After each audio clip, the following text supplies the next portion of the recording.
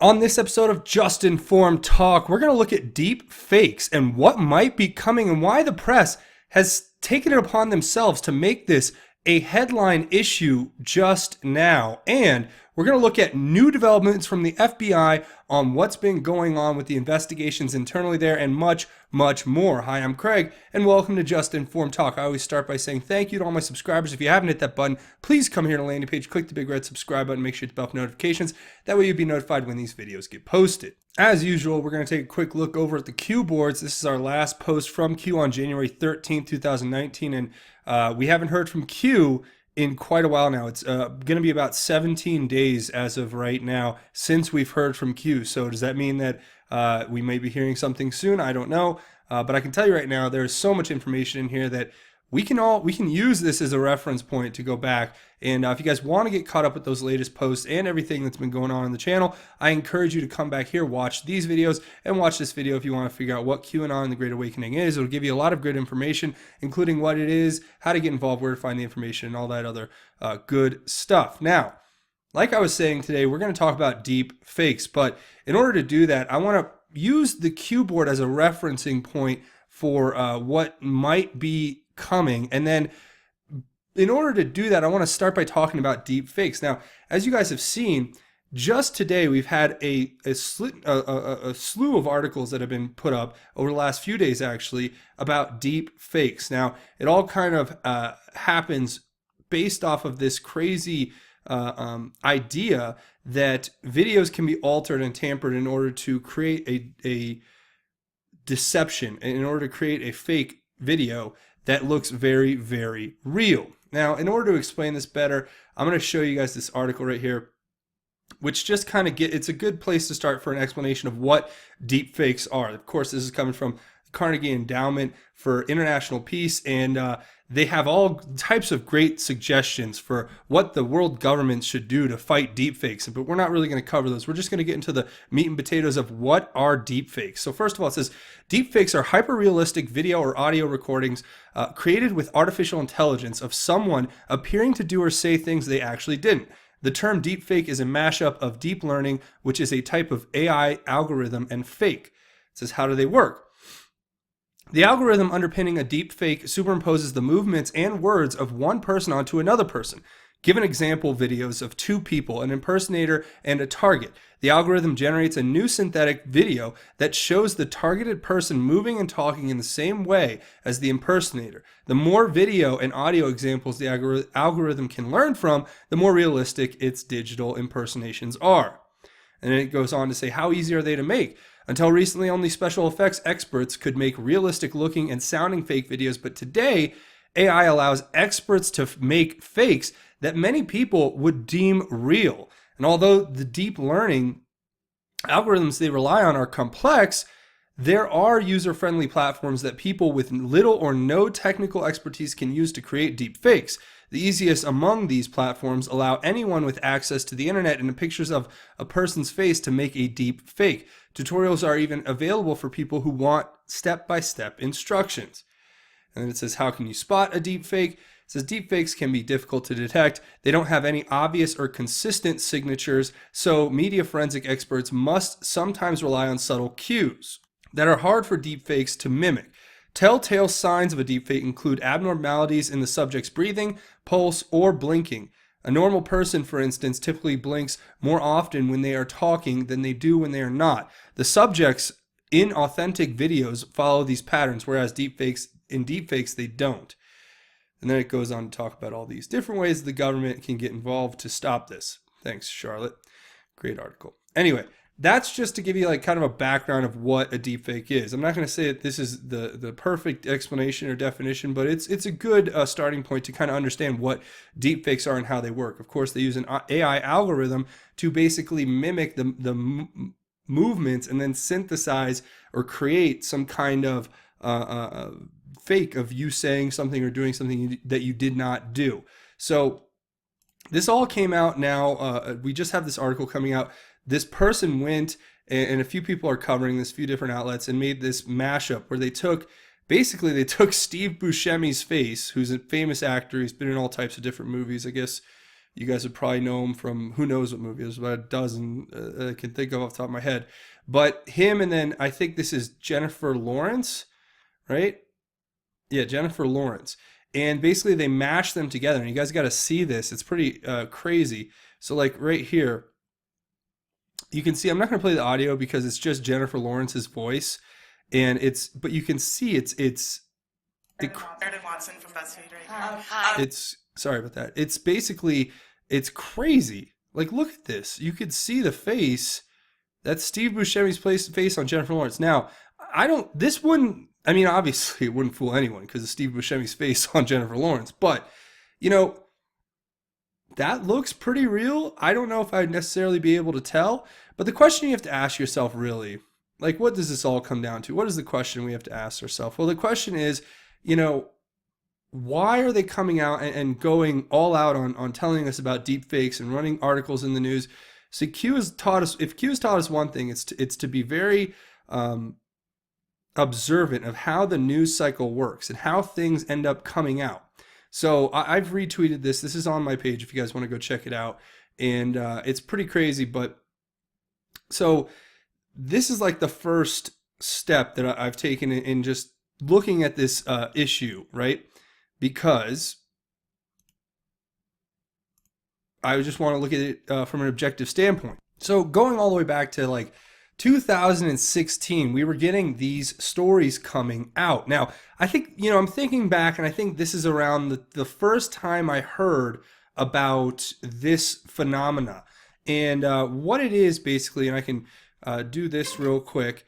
As you can see here, these people were this is from Quartz, and they were displaying how you can actually manipulate people's faces in real time with these programs that use this AI algorithm to basically transpose your words and facial movements using these sophisticated algorithms, right? So think about this. What they've basically created here is an ability to take any video in the world and alter it to make it seem to look a certain way. Now, why are we being told this now? Why is this popped up in the news cycle? Like I said, why is this now being covered ad nauseum by the mainstream media, and they keep talking about deep fakes? Well, one reason I guess you could do is, I guess before we do that, there's another example that you guys probably remember, and this is the one where BuzzFeed, of course, we all know them as the most reliable arbiter of truth and reality in news that exists, right, guys? I mean, don't you agree? But anyway, they made this video. What they did is they took the comedian, this guy named Jordan Peele. I don't know if they have a picture of him in here, but Jordan Peele is an actor. He does movies. I don't really watch his work that much. But they basically had him do the audio and talking for President Obama. So he does an impersonation of President Obama, and then they took that and they worked that into this video of President Obama to make it appear as though President Obama was saying what he was saying. Okay, thanks BuzzFeed. Good job. I love how they're already ahead of the game here, because what this is setting up to me is something that Q has alluded to in the past. Now, what exactly that is? Well, there's a few different things. So first of all, they obviously want to get ahead of something. That's pretty obvious. Now, I'm not going to discount the fact that deep fakes are a real issue in society at large, and that they could cause huge problems, and that it's a real issue. But what I will say is that there's a reason why the mainstream media times things. There's a reason why things happen at certain times. So I don't know what's going to be coming out or what's been alleged, but I can tell you this. If we go all the way back on the Q board, right, we take the time machine back to March 5th of 2018, or actually March 6th, I should say, of 2018, and here with Q, remember this post. Let's not forget this post right here. It says, this is Q posting, it says, is the stage set for a drop of HRC? It says plus, plus, plus, plus, plus, plus, plus, plus, plus. Raw vid 55. Example, rvid 5774. We have it all. Reread regarding stage. The nail in many coffins, liberal undo, impossible to defend, toxic to those connected. We must work together. We are only as strong as your voice. You must organize and be heard. This is why they keep you divided and in the dark, weak. We are here to unite and provide truth. Dark to light. Evil surrounds us. We are fighting for you. Where we go one, we go all. The choice to know will be yours. End. Q. So obviously this never came out, or has not yet. And we don't even know if there's a video that exists, okay? But I can tell you this. There have been the rumors that have circulated throughout the internet. They are widely reported on that there were members, including Officer Familia at the NYPD, who viewed files on Anthony Weiner's laptop that were alleged to have contained graphic video content. Now, what that graphic video content depicted has been up for debate for quite some time, given the fact that there are so many people who have different theories about what might have existed on Anthony Weiner's laptop. If you think about his connection, he was married to Uma Abedin, and Q talks ad nauseum in the beginning of the post, in the beginning of the whole Q drop about Uma Abedin. So Anthony Weiner, who was disgraced congressman out of New York, marries Uma Abedin, and of course is now who Uma Abedin then becomes the top aide to Hillary Clinton. So they have a very close connection. And there was allegedly a file that was inside of the Anthony Weiner laptop that was marked insurance. And inside of that, there have been wildly crazy speculation about what could have been contained inside of that folder, including this video that was seemingly alluded to by Q here on March 6th of 2018. Now, again, there is no proof there's a video. Nothing has been released. There are people who talk about this video that exists somewhere in the ether of the dark web called Frazzle Drip. I don't know. I've never seen it. I've heard a description of it. It sounds grotesque and disgusting, and that to me is for you guys as in the audience to basically. I'm not going to tell you what to think about this stuff. I'm just talking about things that exist. So if just talking about things that exist is bad, I don't know what I can do, right? But it's true, right? There are a lot of rumors out there that exist that talk about these things. And what I thought was really important is there's a few different layers to this that I want to cover in my little rant here, because I think it's important to talk about these issues. First of all, if a video existed where there was some sort of grotesque and evil abuse happening, and it happened to have, hypothetically, a former high-ranking U.S. official committing some sort of act of evil, let's hypothetically say that exists. If it did exist, in fact, then could you imagine, and I've talked about this before, the national security implications of this video? Now, before you kind of go, oh, well, we need to know the truth, think about the national security implications of this video. If hypothetically, and I'm not saying it does exist, and I'm being very, very clear, I believe, on saying that I don't know that this video exists. I'm just talking about a speculative theory that's floating around the internet, right? We're just having a discussion here. But if this video exists, it is a direct threat to national security. I'm going to tell you the reasons why. First, because it could start a civil war. Now, what do I mean by that? Hypothetically, a video of that type of graphic, grotesque, horrendous nature would emotionally affect a lot of American citizens, and it could stir them to the point of becoming basically antagonistic toward one another when you have half the country, mind you, like almost half the country, voting country, people who voted, 40 or 50 million people voted for Hillary Clinton to become the next president of the United States. So hypothetically, if that individual were her and she was on this tape, it would be incredibly damaging to our society as a whole. But then think about the other national security implications that go past that, more broadly, more globally, the context in a global sense. If this video exists and then it were released and the people knew about it, then not only would we have the infighting that would come inside of our own country, where you'd have people who say it's a deep fake, people who would say it's real, people who would say, it's all made up, it's all a game,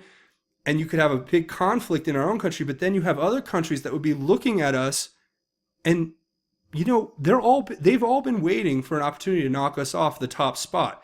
We have the top economy, we have the top military, we have pretty much everything in the world has the stamp of the United States on it to one degree or another, with some minor exceptions, right? So that is something we have to consider. We have an internationally traded currency. We have many different interconnected economies. So we have to really focus on the fact that it's not just about getting to the truth in some sense of it. I think we have to look at this problem as some things have to be kept.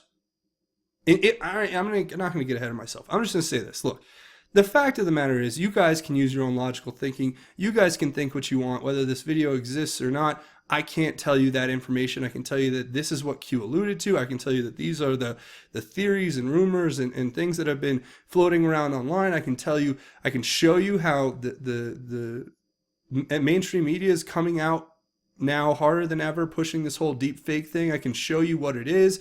I can tell you and show you examples. I can give you other examples, but I can't think everything through for you. So I'm going to leave that to you. You know, if you guys want to make your own logical conclusions about what this information means, please do, and leave your thoughts down in the comments, because that's what this whole movement is about, guys. That's what Q and the Great Awakening and everything that we're doing is about. So in my opinion, it's about the research. It's about asking questions, asking tough questions in particular, okay? Tough questions. Remember, this is not going to be easy. This is not going to be some a game that's played for fun and then we all go home and it's hunky-dory. You know, we're in a real political battle in our country to basically root out corruption. Speaking of corruption, let's go over here. So this has just come out as of yesterday from the Office of the Inspector General, and it talks about their investigative summary, and they have findings of misconduct by 2 current senior FBI officials and 1 retired FBI official while providing oversight on an FBI contract. I wonder who this could be talking about. It says the Department of Justice and the DOJ, or the Department of Justice, DOJ, Office of the Inspector General, initiated this investigation upon the receipt of information from the Federal Bureau of Investigation concerning multiple allegations involving an FBI contractor and 3 FBI officials. The OIG found that as a result of conduct by 2 current senior FBI officials and 1 retired FBI official, the FBI contractor engaged in certain inherent governmental activities in contravention of federal acquisition regulations. Additionally, the OIG found that these 3 FBI officials did not adhere to the Office of Management and Budget Policy while managing the contractor.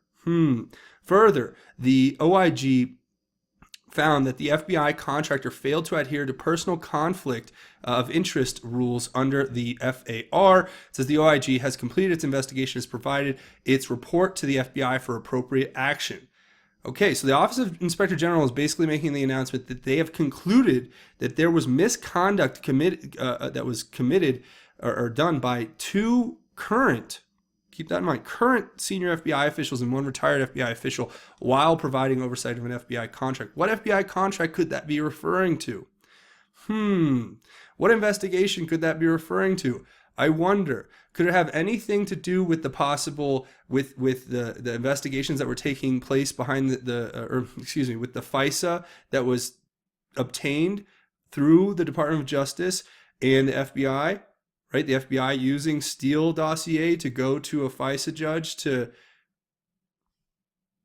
get the warrant to surveil the President of the United States, President Trump, during his all the way through his campaign up to his inauguration. Is this possible? I don't want to connect the dots more than just to say that this is what they've come out with today. I've read a few different articles that have said a few different things. If you guys don't know who Bruce Orr is, I'll read you the Washington Post. Right? Because we want to hear what they have to say about Orr, because sometimes they let little bits of truth slip out as much as they try to say whatever. Anyway, it says Orr exists in a netherworld, a subject of fascination in right-leaning media, barely a mention in mainstream media. That's true. His name last appeared in the pages of the Washington Post in February, and yet President Trump keeps tweeting about him. I wonder why. White House Press Secretary Sarah Huckabee Sanders, in announcing that Trump had revoked the security clearance of former CIA Director John Brennan, listed the names of other people who also faced revocation clearances, and Orr's name was on the list. So it connects Bruce Orr to John Brennan. Now, what is the connection between Bruce Orr and John Brennan? Well, somebody in the comment boards pointed this out, and I thought it was a very accurate theory. It's theoretical. But it talks about one of those contractors, and it says one of these contractors was Nellie Orr, who worked in tandem with John Brennan, being that she is a CIA plant who was trained at the farm. Theoretically speaking, anything's possible, I guess. It says Nellie Orr accessed illegally some of the info she then used to start the dossier. There's more on her in this. And she referenced something there. And it says, or they referenced something there. It says, remember the dossier was the product of Nellie Orr and John Brennan that then was branched out. To give it intelligence legitimacy, they contracted Christopher Steele, their tired UK MI6 agent. I think maybe retired. Anyway, it says, this whole blank show was the overall product of the UK-based Hakluyt, who we looked at in previous videos. We've talked about this organization, Hakluyt, and the connection to John Brennan, right, and others. But Hakluyt is basically a British intelligence firm, outside intelligence operator, contractor firm. And it says the members there were Christopher Steele, John Brennan, Barack Hussein, Fusion GPS, Perkins Coie, and Sussman, Halper, Stephen Halper, and most of all, the Five Eyes. Now, again, I'm going to let you guys know this is a theory, and I'm just presenting it to you to see what you think. But this person is pretty sure about their theory, and they say, I would think at some point Perkins needs to be added to the dossier saga, as they not only laundered monies to pay for it all and hired the various characters involved in it. Nellie Orr played a much bigger role than originally thought as she wrote and dressed up this dossier. It says, no wonder Bruce Orr turned state's evidence to save his wife, but himself as well. And then there's Priestap, who had a much larger role playing the go between the FBI and the DOJ, as well as GPS Fusion. Now, none of this has been verified, but I can tell you guys, this is like basically what Q's been alluding to over time, that this was the connection. And now, you're getting stuff out of the DOJ and the Office of Inspector General that's basically saying, without saying that there could be a possible finding of this misconduct between, because think about who would the two current senior FBI officials be and who would the retired FBI official be. I can pretty much take a guess and say the retired FBI official would be Bill Priestap, since he retired back in December of 2018. But the two current ones obviously are going to be top level officials who probably were mentioned in the report, such as, I don't know, Mike Corton, others. You can guess who it might be, but that's just speculation. There is nothing yet to back all of this up, and I thought I'd share all of that with you. And I want to hear your thoughts on this down in the comments. I want to hear your take, what I get wrong, what I get right, and then what do you think? That's really what I like to hear from you guys. And in order to wrap this up, we're gonna talk quickly about President Trump. Before we go, I always do this segment. It's basically just reacting to President Trump's Twitter when he has these gems of wisdom, the hilarious, they can be insightful. His Twitter account, if you guys aren't following it, is incredible. But anyway, now here was a great one I wanted to share, and I thought it was so important to actually look at the numbers. But it says we're not even into February, and the cost of illegal immigration so far this year is $18 billion, over $18 billion, almost 19.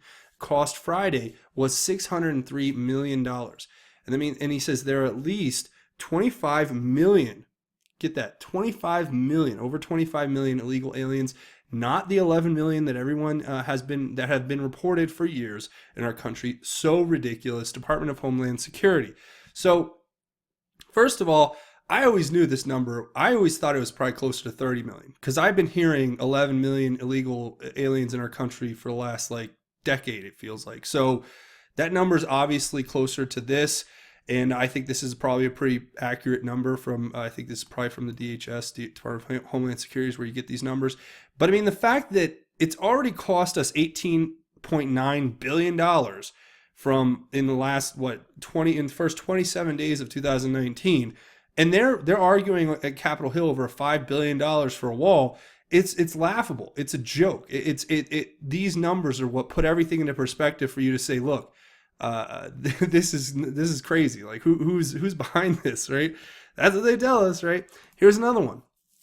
from Fox and Friends, where he talks about, he says 58,000 non-citizens voted in Texas with 95,000 non-citizens registered to vote. Think about that. Think about those numbers. That should blow your mind.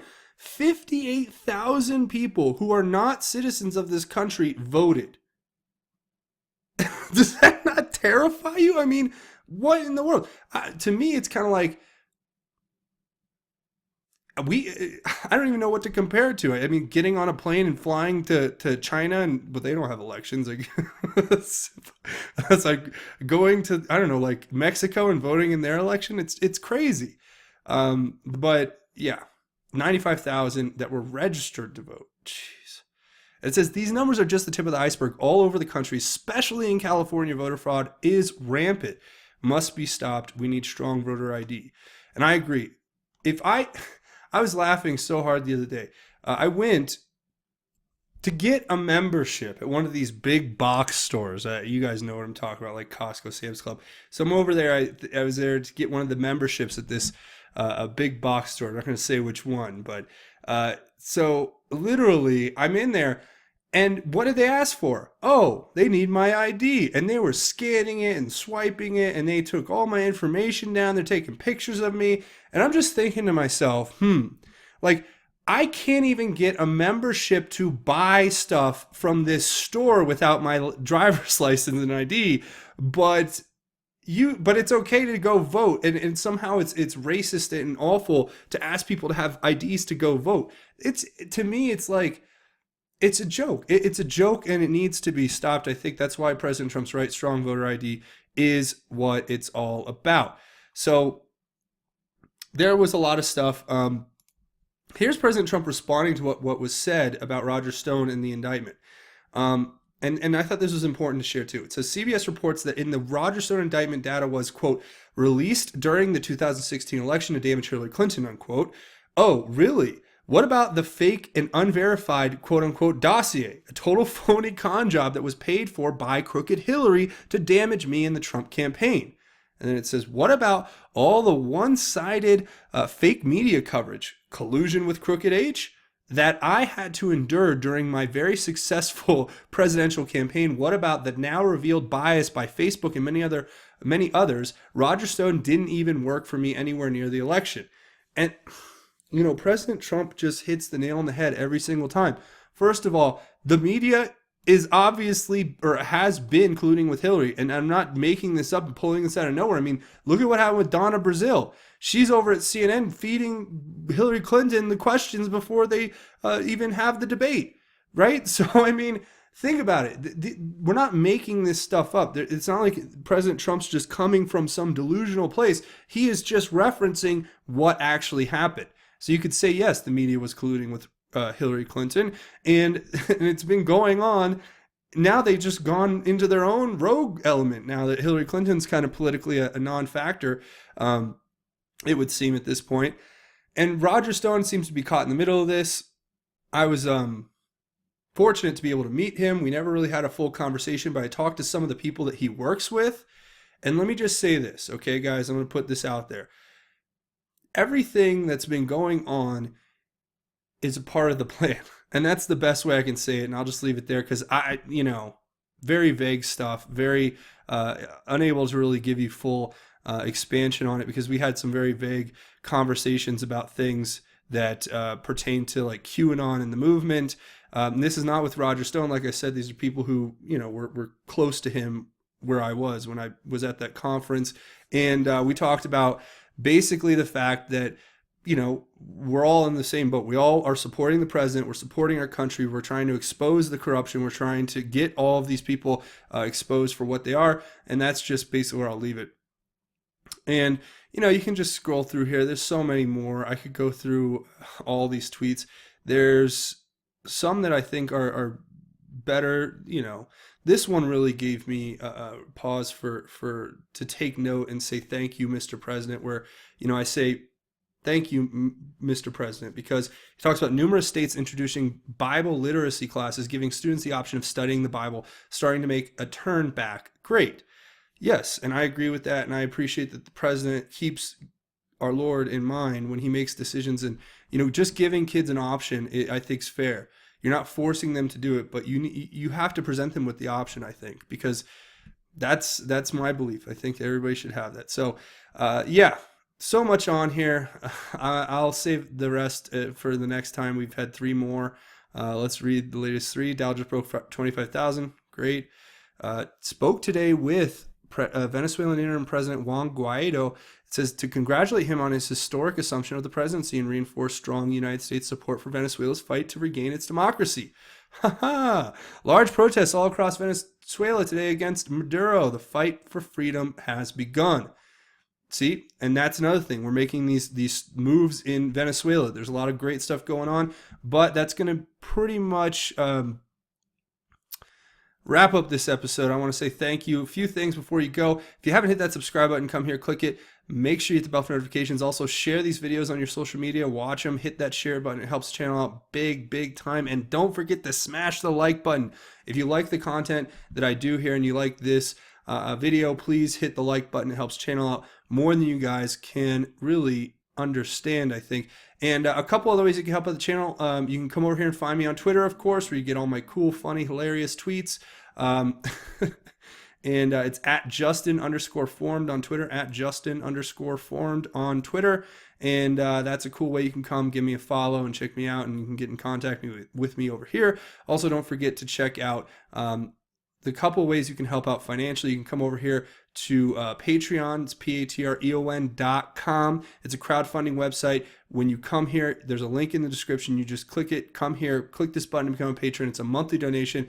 Every person who contributes helps keep this content coming, and I rely on you guys, especially in the face of YouTube demonetization. And I also have a GoFundMe page that you guys can also contribute to if you are so willing to help this channel, and I really appreciate your help. Links will be in the description to both those. Now, before we go, I want to talk about the most important thing, and that's God's grace and how it is truly greater. So for that, I'm actually going to do James chapter 1. We're going to read a piece of scripture because this piece of scripture, I think, can apply to all of us, especially in tough times. And these words are eternal, and I hope that they touch your heart. But we're going to talk about the book of James, chapter 1, verses 2 through 8. And it talks about trials and maturity, and I want to share this with you. It says, "Consider it a great joy, my brothers, whenever you experience various trials, knowing that the testing of your faith produces endurance. But endurance must do its complete work, so that you may be mature and complete, lacking nothing. Now, if any of you lacks wisdom, he should ask God, who gives to all generously and without criticizing, and it will be given to him. But let him ask in faith without doubting, for the doubter is like the surging sea, driven and tossed by the wind. That person should not expect to receive anything from the Lord. An indecisive man is unstable in all his ways." Yeah, those words I try to live by, and I want to share them with you because I think they're good words to remember to try to live by. Every day I ask God for 3 things in particular. I ask for courage and strength and wisdom.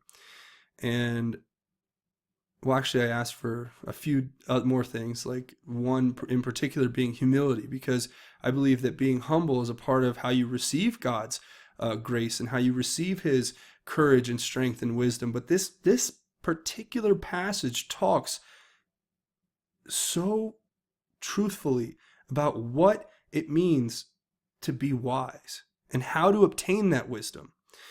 It says you have to go to God and ask in faith, and you have to remove the doubt from your heart, because when you ask God for his wisdom in the utmost faith that you have, then God will reward you with it. But if you go with doubt, if you are an indecisive man or woman, as it says, you're like the surging sea. You're just driven and tossed by the wind. So just remember that going to God is how you obtain wisdom. It's how you obtain courage. It's how you obtain strength. It's how you obtain humility. And ask God for these things every day. And pray that God gives you those in abundance so that you can use those gifts to spread God's word out into the world, because that's what's more important than anything that we cover here and anything that we talk about. Because remember, God's grace is greater. You are loved, you are saved, you are forgiven.